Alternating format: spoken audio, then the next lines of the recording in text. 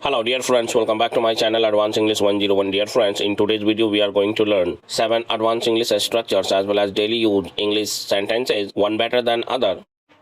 If you are a learner and want to improve your English or want to speak English fluently or want to speak English confidently, you should watch this video until it ends. So without wasting more time, let's get started today's video. Present continuous tense में जब कहना हो, कहीं ऐसा ना हो कि वह कोई काम कर रहा हो, कहीं ऐसा ना हो कि वह सो रहा हो, इसके लिए lest plus subject plus should be plus verb के आईएनजी फॉर्म का यूज करेंगे। और यहाँ मैं आपको बता देना चाहता हूँ, लेस्ट से पहले अगर आपका कोई सेंटेंस आता है तो आप पहले उस सेंटेंस को बोलेंगे, तब लेस्ट से शुरू करेंगे अपने सेंटेंस को। और केवल लेस्ट से ही आप शुरू करना चाहते हैं, यानी कहीं ऐसा ना हो कि इससे शुरू करना चाहते हैं, तब आप लेस्ट के साथ केवल लेस्ट से ही अपने सेंटेंस को शुरू करें। बढ़ते हैं एग्जाम्पल सेंटेंस की ओर। पहला सेंटेंस है, कहीं ऐसा ना हो कि वह सो रहा हो, इसके लिए कहेंगे lest he should B sleeping. कहीं ऐसा ना हो कि वह रो रही हो, लेस्ट शी शुड बी क्राइंग। अगर इससे पहले कोई सेंटेंस आता तो आप पहले सेंटेंस बोलते हैं, बाद में आप लेस्ट से अपने सेंटेंस को बोलते हैं। कहीं ऐसा ना हो कि वो अपनी मम्मी को खोज रहा हो, इसके लिए हम लोग कहेंगे lest he should be looking for his mother. बढ़ते हैं अगले सेंटेंस की ओर। कहीं ऐसा ना हो कि वह फिर अपने दोस्तों के साथ मैदान में क्रिकेट खेल रहा हो, lest he should be playing cricket in the field along with his friends again. कहीं ऐसा ना हो कि बदले में वह हमें गाली दे रहा हो, lest he should be abusing us in return. कहीं ऐसा ना हो कि वह पैदल अपने गांव जा रहा हो, lest he should be going to his village on foot. धीमे बोलो, कहीं ऐसा ना हो कि कोई हमारी बातों को सुन रहा हो, स्पीक स्लोली और speak softly, lest someone should be listening to our talks. बढ़ते हैं आज के अगले स्ट्रक्चर की ओर, जो लेस्ट और शुड से ही रिलेटेड होगा। और इस स्ट्रक्चर के टेंस की बात करेंगे तो ये प्रेजेंट परफेक्ट कॉन्टिन्यूअस के स्ट्रक्चर पर बनने वाला है। तो स्ट्रक्चर कुछ इस तरह से, सबसे पहले सेंटेंस, उसके बाद लेस्ट, उसके बाद should have been plus verb के आईएनजी फॉर्म, उसके बाद आने वाला सिंस या फॉर, उसके बाद अदर वर्ड्स का यूज करेंगे। पहला सेंटेंस है, कहीं ऐसा ना हो वह 1 घंटे से तुम्हारा इंतजार कर रहा हो, यानी कि समय के ठीक बाद से आया है, यही पहचान है प्रेजेंट परफेक्ट कॉन्टिन्यूअस टेंस का। सेंटेंस में समय के ठीक बाद से जरूर लगा रहेगा, दिन से, महीने से, साल से, घंटे से, मिनट से, यही पहचान है। तो इसके लिए कहेंगे lest he should have been waiting for you since morning.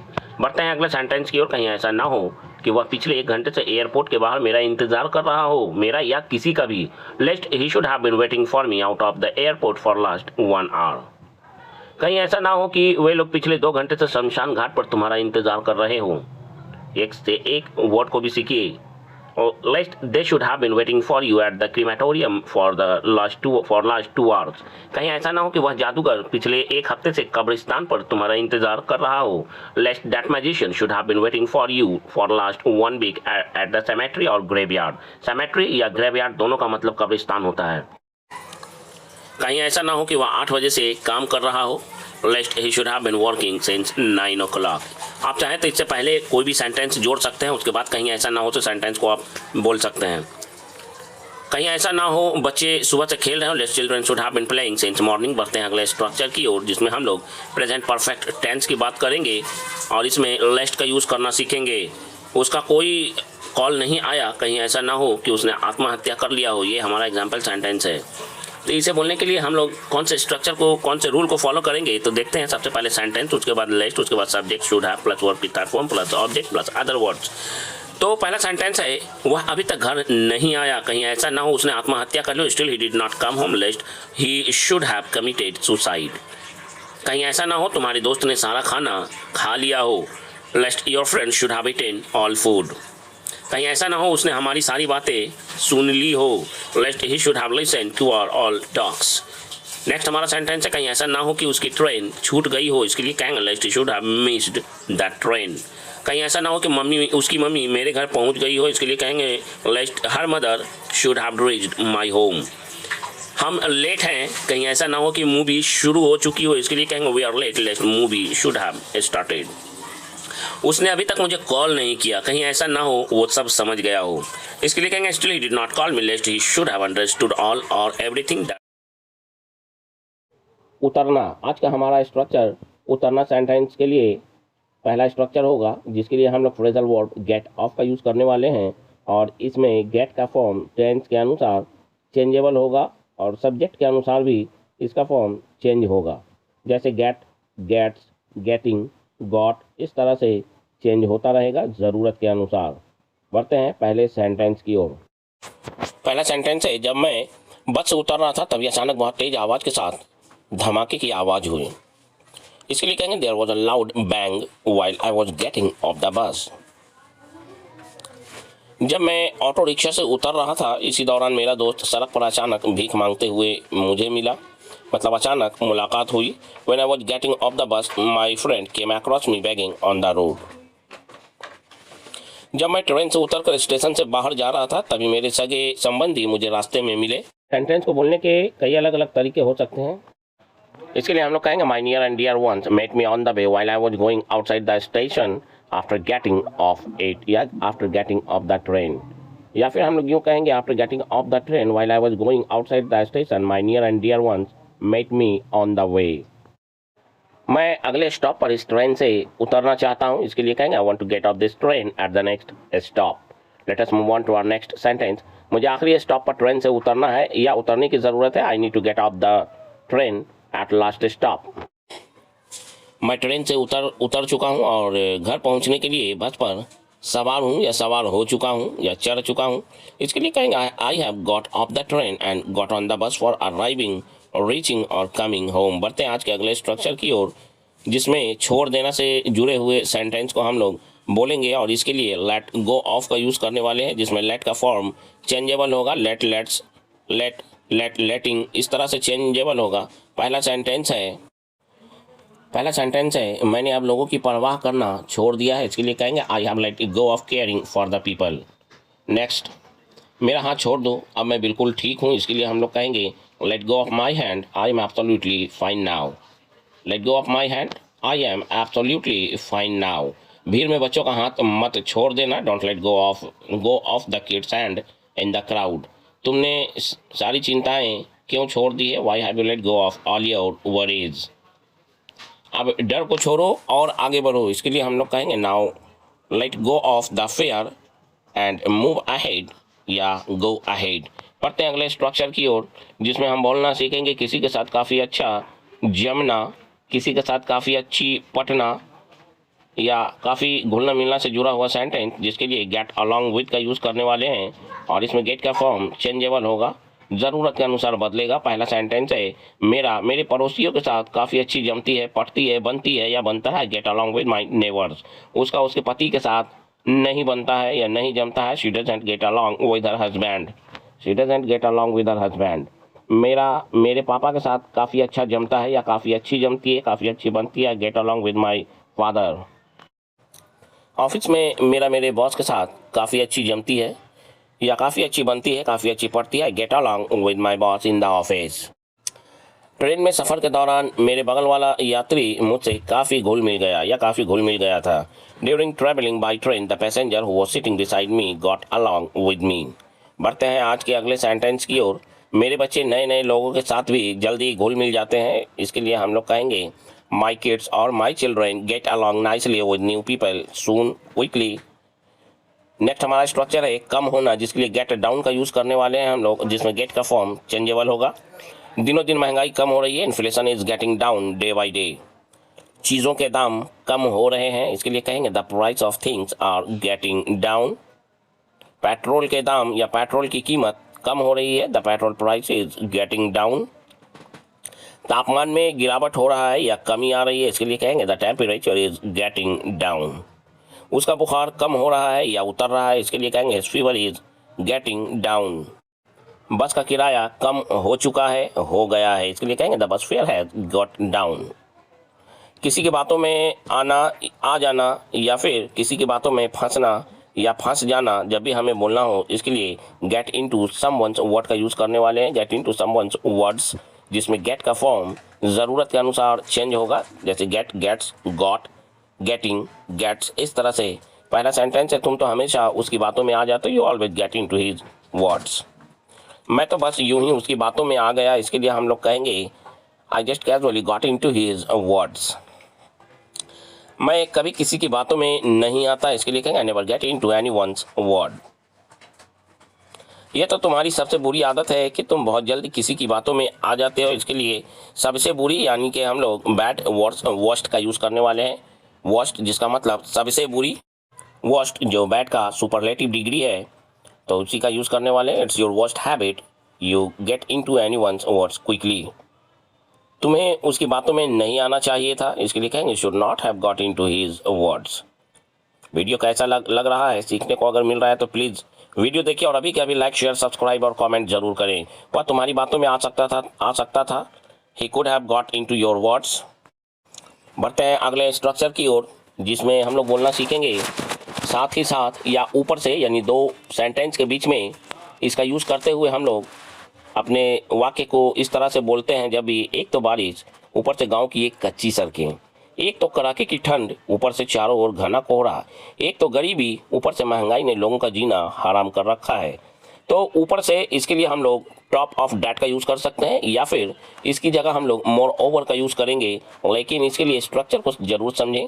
सबसे पहले अगर आपके सेंटेंस में है एक तो अगर लगा है या आप बोलना चाहते हैं तो उसके लिए फर्स्ट का यूज़ जरूर करेंगे। उसके बाद अपने पहले सेंटेंस को बोलेंगे, उसके बाद एंड, उसके बाद टॉप ऑफ डैट का यूज़ करेंगे या मोर ओवर का यूज़ करेंगे। उसके बाद अपने सेकंड सेंटेंस को कहेंगे और पहला सेंटेंस है एक तो बारिश, ऊपर से गांव की एक कच्ची सड़कें, कहेंगे first it's rainy season and more over, या इसकी जगह कहेंगे and top of that this unmetalled road of the village.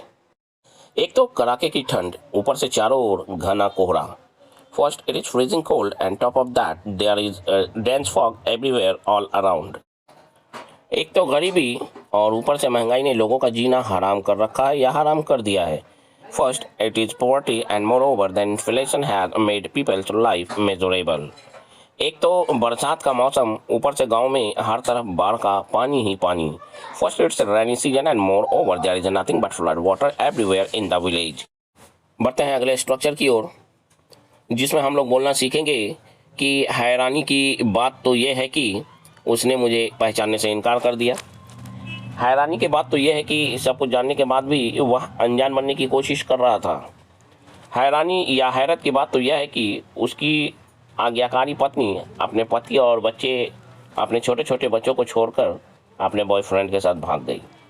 तो जब भी हमें हैरानी की बात या हैरत की बात से अपने सेंटेंस को शुरू करनी हो, तो इस हैरानी की बात और हैरत की बात को बोलने के लिए हम लोग प्रेजेंट की बात को बोलने के लिए इस तरह से कहेंगे the surprising thing is that का यूज़ करेंगे, या the amazing thing is that का यूज़ करेंगे, और पास्ट के लिए वॉच का यूज़ करेंगे। ये फिक्स्ड स्ट्रक्चर है, ये इतना। बात करते हैं इसके कंप्लीट स्ट्रक्चर की, तो कहेंगे the amazing thing is that या वॉच दैट अपनी ज़रूरत के अनुसार, या इसकी जगह the surprising thing is that या वॉच दैट अपनी ज़रूरत के अनुसार कहेंगे। उसके बाद आप अपना कंप्लीट सेंटेंस कहेंगे। तो पहला सेंटेंस है हैरानी की बात या हैरत की बात तो यह है कि उसने मुझे पहचानने से इनकार कर दिया। The amazing thing is that he gave me a flat refusal to recognise me. हैरानी की बात तो यह है कि उसे बिना मेहनत किए सफलता मिल गई या हासिल हो गई। The surprising thing was that he got success without doing hard work. हैरानी की बात तो यह है कि सब कुछ जानने के बाद भी वह अनजान बनने की कोशिश कर रहा था। इसके लिए कहेंगे the amazing thing is that या the surprising thing is that he is trying to be an ignorant even after knowing everything. Next हमारा सेंटेंस है हैरानी की बात तो यह है कि उसकी आज्ञाकारी पत्नी अपने पति और अपने छोटे छोटे बच्चे को छोड़कर किसी और के साथ भागकर शादी कर ली। इसके लिए हम लोग कहेंगे the amazing thing is that his obedient wife ran away along with her boyfriend and got married, leaving her husband and small kids. हैरानी की बात तो यह है कि सब कुछ जानने के बावजूद भी किसी ने उसकी मदद नहीं की। इसके लिए कहेंगे the surprising thing is that या the amazing thing is that no one help him in spite of knowing everything that. जी जान लगा देना। इसके लिए हम लोग do one's level best to plus verb की फर्स्ट फॉर्म का यूज़ करते हुए सेंटेंस को बोलना सीखेंगे, जिसमें डू का फॉर्म चेंजेबल होगा, टेंस के अनुसार चेंज होगा।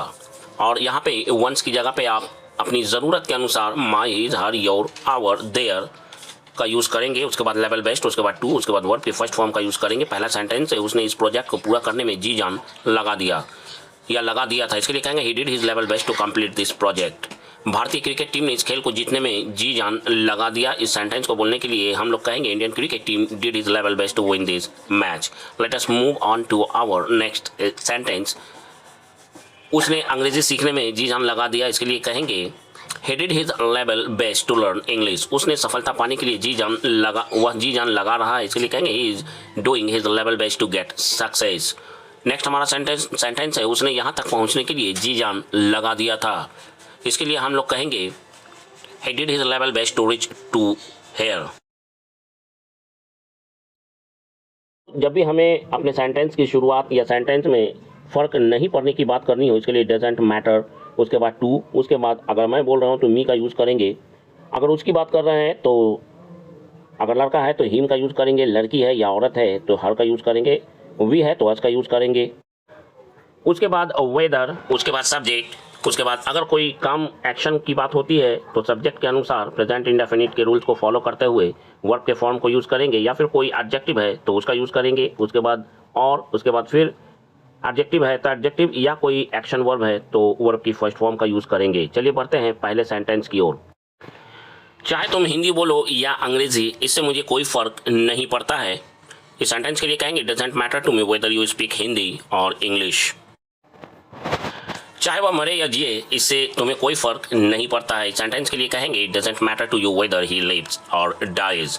बढ़ते हैं आज के अगले सेंटेंस की ओर। हमारा अगला सेंटेंस है इससे मुझे कोई फर्क नहीं पड़ता या नहीं पड़ता है कि लोग मेरे बारे में क्या सोचते हैं। It doesn't matter to me what people think about me या थिंक ऑफ मी। बढ़ते हैं अगले सेंटेंस की ओर। मुझे कोई फर्क नहीं पड़ता है कि आजकल वह क्या काम कर रहा है। इसके लिए हम लोग कहेंगे doesn't matter to me what work he is doing these days और nowadays। नेक्स्ट हमारा सेंटेंस है चाहे वह पढ़े या ना पढ़े, इससे मुझे कोई फर्क नहीं पड़ता। इसके लिए कहेंगे doesn't matter to me whether he reads और नॉट। बढ़ते हैं अगले सेंटेंस की ओर। चाहे वह फुटपाथ पर रहे या झोपड़ी में, इससे मुझे कोई फर्क नहीं पड़ता। तो इसके लिए हम लोग पहले कहेंगे इससे मुझे कोई फर्क नहीं पड़ता। Doesn't matter to me whether he lives on footpath और इन अ हट। नेक्स्ट हमारा सेंटेंस है इससे तुम्हारी सौतेली माँ को कोई फर्क नहीं पड़ता है चाहे तुम कुछ अच्छा करो या बुरा। इसके लिए कहेंगे doesn't matter to your step mother whether you do something good और बैड। नेक्स्ट हमारा सेंटेंस है उसे कोई फर्क नहीं पड़ता है कि तुम हंसते हो या रोते हो। इसके लिए कहेंगे doesn't matter to him whether you laugh और क्राई।